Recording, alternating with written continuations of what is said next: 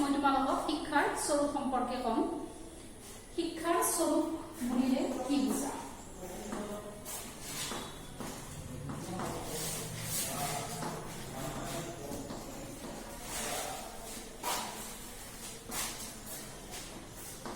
শিক্ষাৰ স্বৰূপ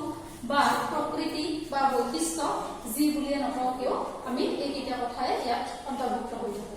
এতিয়া শিক্ষাৰ স্বৰূপ বুলি ক'লে শিক্ষাই বহুকেইটা দিশকে সামৰি লয়, কিন্তু তোমালোকৰ চিলেবাছত 4টামান টপিকে দিয়া আছে আৰু এইকেইটা কথা জানিলে বৰ্তমান যিহেতু এইচএছ ফাৰ্ষ্ট ইয়াৰৰ ষ্টুডেণ্ট। গতিকে শিক্ষাৰ স্বৰূপ বুলি কওঁতে প্ৰথমতে দিয়া আছে শিক্ষা হৈছে এক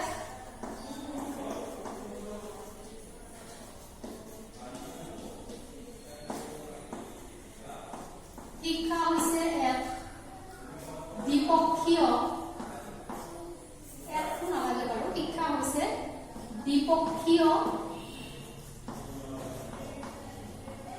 আৰু ত্ৰিপক্ষীয় প্ৰক্ৰিয়া।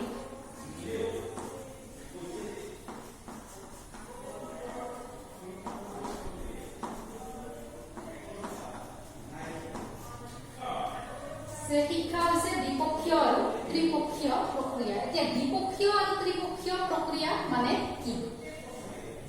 শিক্ষা প্ৰথমতে কৈ শিক্ষাৰ দ্বিপক্ষীয় প্ৰক্ৰিয়া বা দ্বিপাক্ষিক প্ৰক্ৰিয়াটোৰ বিষয়ে আলোচনা কৰিম।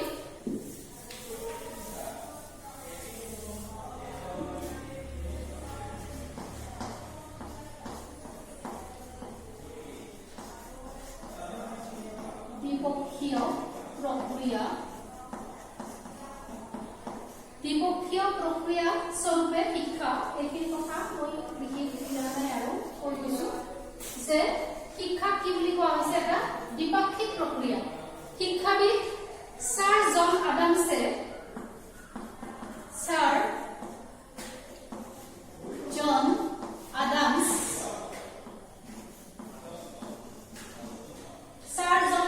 নামৰ এজন শিক্ষাবিদে শিক্ষাক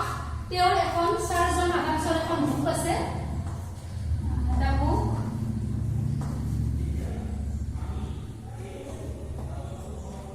evolution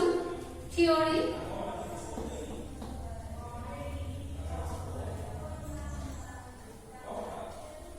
evolution of educational theory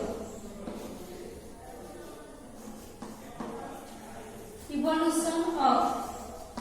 educational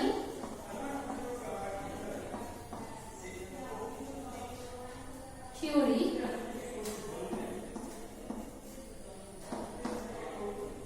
শিক্ষাবিদ ছাৰ জন আডামছে তেওঁৰ বিখ্যাত গ্ৰন্থ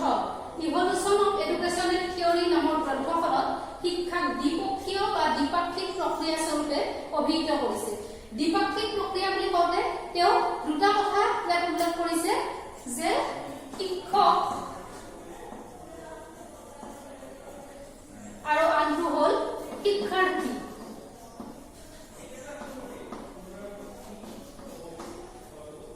যে শিক্ষা ব্যৱস্থাটো আচলতে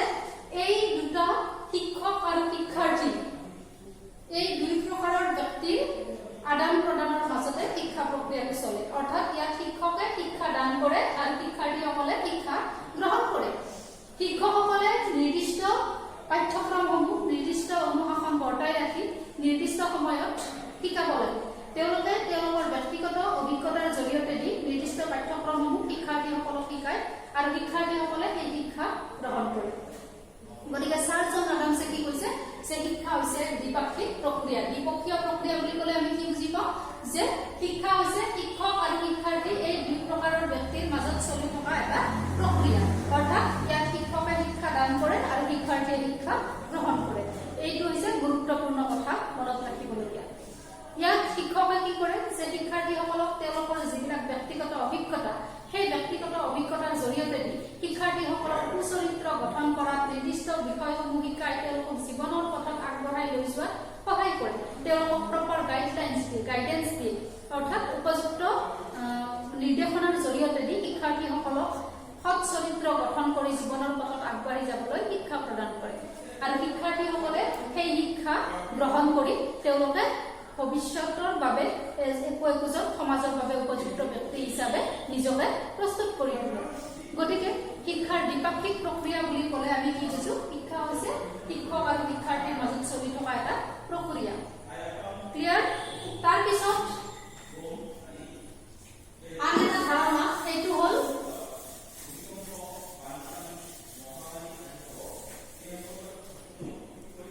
ত্ৰিপাক্ষিক প্ৰক্ৰিয়া স্বৰূপে শিক্ষা ত্ৰিপক্ষীয় বা ত্ৰিপাক্ষিক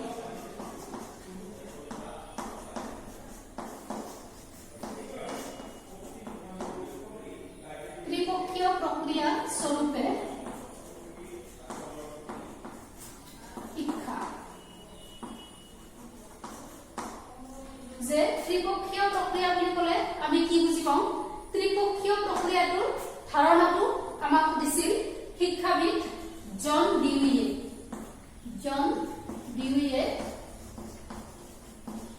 তেওঁ শিক্ষাক এটা ত্ৰিপাক্ষিক প্ৰক্ৰিয়া বুলি অভিহিত কৰিছে ত্ৰিপাক্ষিক প্ৰক্ৰিয়া মানে হল ইয়াত তিনিটা উপাদান থাকে শিক্ষাৰ এটা হৈছে শিক্ষক শিক্ষাৰ্থী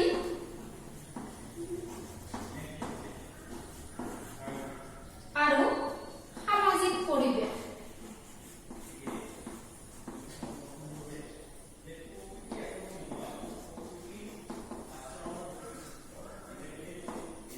জন ডিউইৰ মতে শিক্ষা যিটো ধাৰণা এই ধাৰণাটো এই তিনিটা উপাদানেৰে পৰিপুষ্ট সেই উপাদানকেইটা কি কি শিক্ষক শিক্ষাৰ্থী আৰু সামাজিক পৰিৱেশ শিক্ষক বুলি ক'লে আমি বুজি পাওঁৱে যে যিবিলাকে আমাক শিক্ষাদান কৰে তেওঁলোকে হৈছে শিক্ষক তাৰ পিছত হৈছে শিক্ষাৰ্থী যে শিক্ষকসকলে আমাক শিক্ষাদান কৰিব শিক্ষাৰ্থীসকলক যিবিলাকে শিক্ষা গ্ৰহণ কৰে সেইবিলাক হ'ব শিক্ষাৰ্থী আৰু সামাজিক পৰিৱেশ যেনে শিক্ষাদান আৰু শিক্ষা গ্ৰহণ এই প্ৰক্ৰিয়াটোৰ বাবে এটা উপযুক্ত সামাজিক পৰিৱেশৰ প্ৰয়োজন উপযুক্ত সামাজিক পৰিৱেশ অবিহনে শিক্ষাদান আৰু শিক্ষা গ্ৰহণ কাৰ্যটো কেতিয়াও ফলপ্ৰসূ হ'ব নোৱাৰে অৰ্থাৎ ইয়াত তিনিটা গুৰুত্বপূৰ্ণ ভূমিকা পালন কৰে শিক্ষকসকলে কি কৰে শিক্ষকসকল হৈছে ক্ৰিয়াৰ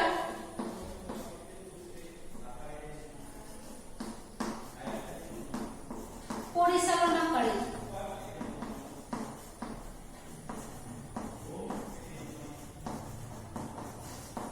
শিক্ষাৰ্থীসকল হৈছে ক্ৰিয়াৰ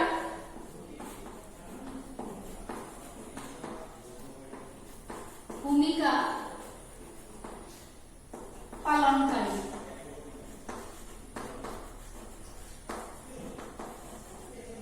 আৰু সামাজিক পৰিৱেশ হৈছে শিক্ষাৰ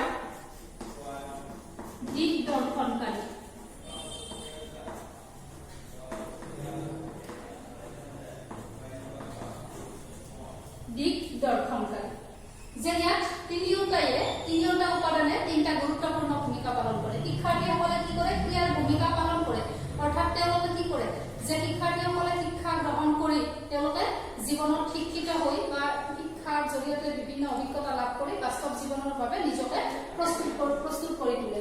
তাৰপিছত শিক্ষকসকলে শিক্ষাৰ্থীসকলক বাস্তৱ জীৱনৰ কাৰণে একোজন উপযুক্ত নাগৰিক কৰি গঢ়ি তোলাৰ ক্ষেত্ৰত শিক্ষকসকলে ক্ৰিয়াৰ পৰিচালনা কৰে অৰ্থাৎ শিক্ষা ব্যৱস্থাটো আগবঢ়াই লৈ যায় তেওঁলোকে শিক্ষাৰ্থীসকলক উপযুক্ত গাইডেন্স বা নিৰ্দেশনা প্ৰদান কৰি তেওঁলোকক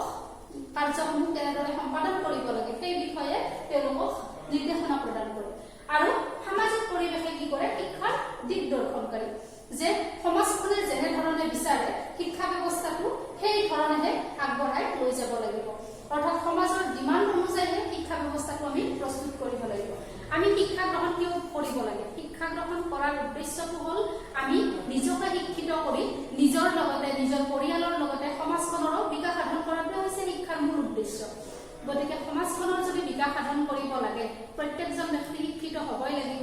আৰু শিক্ষিত এনে হ'লেইতো নহ'ব শিক্ষিত হৈ একাডেমিক কোৱালিফিকেশ্যন অৰ্জন কৰি পেলাই শিক্ষিত নিবনুৱা হৈ সমাজৰ বোজা বঢ়োৱাহে হ'ব গতিকে সমাজখনে যেনে ধৰণৰ শিক্ষা ডিমাণ্ড কৰে তেনেধৰণৰ শিক্ষা আমি প্ৰদান কৰিব লাগিব আৰু এই ক্ষেত্ৰত সামাজিক পৰিৱেশে কি কৰে শিক্ষাৰ দিগদৰ্শন কৰে অৰ্থাৎ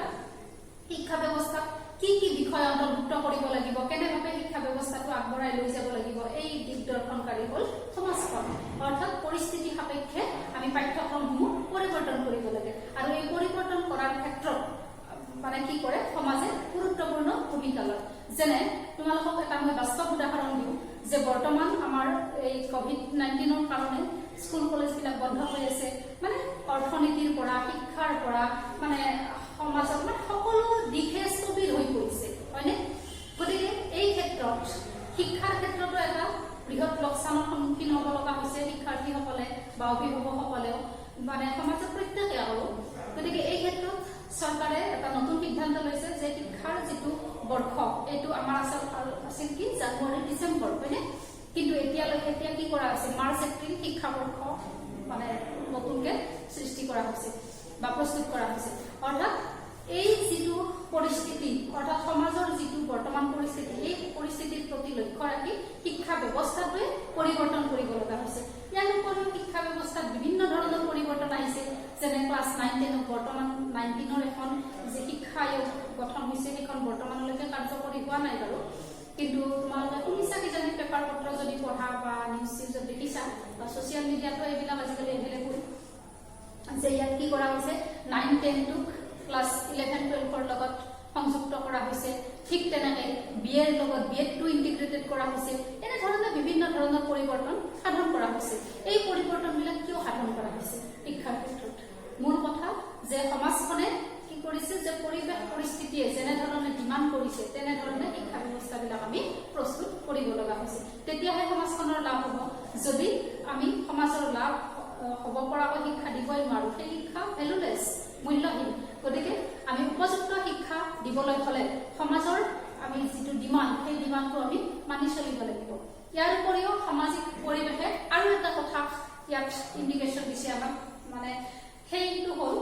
যে উপযুক্ত সামাজিক পৰিৱেশ অবিহনে শিক্ষক শিক্ষাৰ্থী থাকিলেও শিক্ষাটো সম্ভৱ নহয় অৰ্থাৎ স্কুল বা কলেজবিলাক সাধাৰণতে কেনেকুৱা ধৰণৰ এৰিয়াত স্থাপন কৰা হয় যে জনকলাহলৰ পৰা অলপ আঁতৰত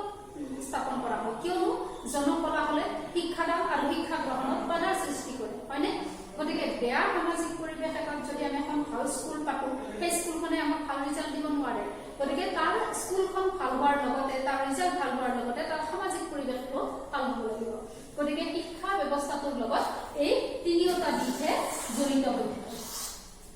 এইটো হৈছে শিক্ষাৰ ত্ৰিপাক্ষিক আৰু দ্বিপাক্ষিক প্ৰক্ৰিয়া এইটো হৈছে শিক্ষাৰ স্বৰূপ সম্পৰ্কীয় প্ৰথম কথা যে শিক্ষাৰ স্বৰূপৰ বিষয়ে কওঁতে আমি প্ৰথমতে ক'লো শিক্ষা হৈছে দ্বিপাক্ষিক আৰু ত্ৰিপাক্ষিক প্ৰক্ৰিয়া মই ভাবো এইটো তোমালোকৰ ক্লিয়াৰ হৈছে নেক্সট স্বৰূপটো হ'ব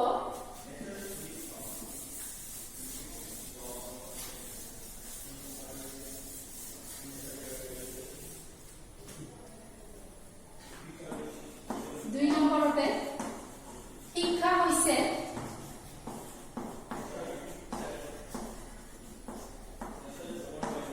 এক জীৱনজোৰা প্ৰক্ৰিয়া